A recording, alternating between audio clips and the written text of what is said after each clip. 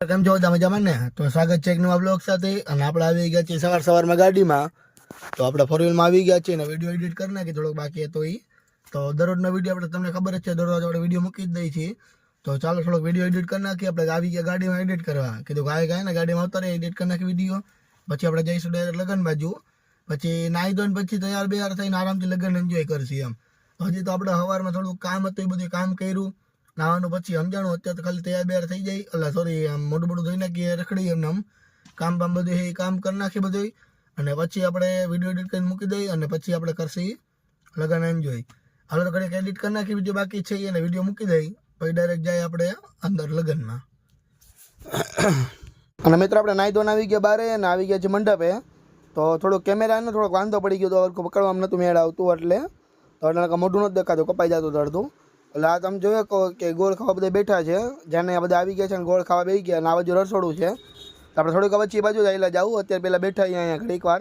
તો આ છાંયો હતો જ ત્યાં ને ખાટલા આપણે નીચે બેસી ઘડીક વાર આરામ કરશે પછી મામાના છોકરાના હાથમાં આવી ગઈ તે લાકડીઓ હતી એ બે જો હમોરતા હતા કે લાકડી આપણે હરકી આવડે એમ તો કીધું હમોર આપણે વિડીયો ઉતાર લઈએ આમ બ્લોગમાં લઈ લે ફેમસ કરી દઈ બેને તો કેવી હમોર એ મને કહેજો નાને ફેરવવાના હમોર જ કહેવાય હવે આપણે માંડવા બેઠા હતા ને તો વરાજો તોરણ આવતો હતો પણ આ તો પાછલી બાજુથી બતાવે આગળ આપણે મેઇન ગેટ બનાવ્યો ત્યાં જવાનું એને બાકી શેરી ફરીને પછી જવાનું અને આપણે બેઠા હતા પેનવાન માંડવું હતો ને ત્યાં તો મામા છોકરાને બેઠા હતા કે થોડોક બ્લોગ ઉતારી લીધો બેન આપણે ઉતારી લીધો પછી હજી આપણે મંડપ રીતે બેઠા રહ્યા કારણ કે મહેમાન અમુક આવતા હતા આપણે ઓળખીતા એટલે ઘડીક બેઠા હતા ત્યાં જાના આવશે ને આપણે ઉભા થઈને વયા જાવ કારણ કે અહીંયા શું કામ ચલો તે વરાજો આવી ગયો ને વરમાળાનું ચાલુ થઈ ગયું છે તો વરમાળા પહેરાવી દીધે છે અને હવે વરાજાને એન્ટ્રી થઈ જાય આપણે ખાલી વિડીયો ઉતારવા આવ્યા કીધું બ્લોગમાં રહી ન જવું જોઈએ કઈ બસ મેળ આવે તો ઉતારી લેવાનું એ બધું પતી ગયું એટલે આપણે આવી ગયા જમણવાળા તો એ બાજુ ઘરે તો બધા મહેમાન આ જ બેઠા હતા કીધું હાલો જમવા આવેલા જાય પણ મિલનબેન ફોન કર્યો હતી કે આપણે હજી મેહાવડા પહોંચી ગયા ફાઇનલી આપણે પહોંચી ગયા છે દુકાને અને દુકાને તો આવીને થાકી ગયા તો બેઠા છીએ આપણે દુકાને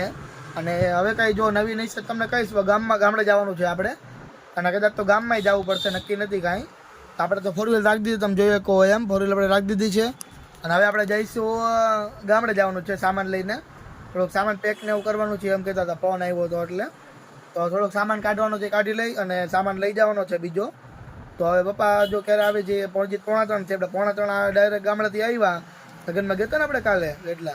તો બેટલાથી આવ્યા અને ડાયરેક્ટ આપણે આવી ગયા છીએ અહીંયા અને સામાન પેક કરવાનો છે તો હવે જઈશું ગામડે બરાબર આપણે કાકાના ઘરે તો હવે સામાન પેક કરવાનો છે એટલે જોઈશું કઈ વસ્તુ શું લઈ જવાની 3-4 વસ્તુ આપણને કીધી છે એ વસ્તુ લઈ જવાની છે આપણે તો હાલો અત્યારે બેઠા છીએ આપણે નવી નઈ તમને બતાવી બીજું કઈ દુકાને કે જવાનું હોય તો નક્કી જ છે ગામડે ચાલો પપ્પા જઈ આવે ગામડે એટલે ગામમાં જઈ આવે ગામમાં સામાન લઈને આવે પછી આપણે જઈશું ડાયરેક્ટ ગામડે સામાન બધો થઈ ગયો છે પેક ગાડીમાં તમે જોઈ શકો ગાડીમાં સામાન આપણે રાખી દીધો પંખાને બધું બ્લેન્ડર ને એવું આ બધું ઘડિયાળ ને એવું છે ચાલો આપણે જઈશું ગાડી લઈને હવે ખીજડીયા ગામડે આપણા તો સામાન દેવાનો તો મેં તમને કીધું તું એમ ચાલો ભાગીએ આપણે આવી ગયા છીએ અત્યારે ગાડી લઈને સામાન તમને બતાવ્યું એમ કે આપણે લઈ લીધો છે સામાન અને આપણે બેસી ગયા છીએ ગાડીમાં તો આપણે જઈશું હવે ગામડે તો આપણે એટલે જઈ ઘરે ગામડે અને ત્યાંથી ઓલો સામાન દઈ અને જે પેકિંગ ને એવું કરવાનું છે જે બધે કરશે આપણે ખબર નથી શું કરવાનું છે ચાલો ઘરે આવેલા જાય ત્યાં ગામડાવાળા ઘરે આપણે કાકાના ઘર છે ને ત્યાં ચાલો ત્યાં આવેલા જઈએ અને ત્યાં જોઈ શું કરવાનું કામ તો રસ્તામાં જો કેટલી ટ્રાફિક છે એ ચાલો મળીએ તમને ડાયરેક્ટ ત્યાં ઘરે તો આપણે કાકાના ઘરે પહોંચી ગયા છીએ ને આપણે લઈ લીધો છે ચોપડો હાથમાં અને આપણે કરી નાખીએ લિસ્ટ તો કોને કંગોત્રી દેવાની ને લિસ્ટ કરી નાખીએ આપણે ફાઇનલ તો ચાલો આજ માટે આટલું જ તો મળીએ કાલે નવા લોક સાથે બાય બાય ટેક કેર